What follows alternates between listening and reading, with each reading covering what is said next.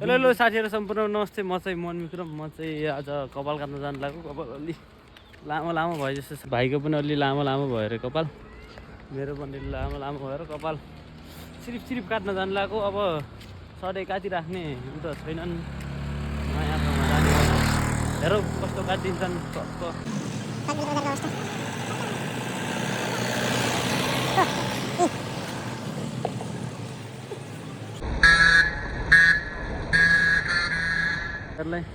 बागडुलामा र खाना नास्ता अनि बाज बस्नको लागि नगनी स्टाफ होटेल।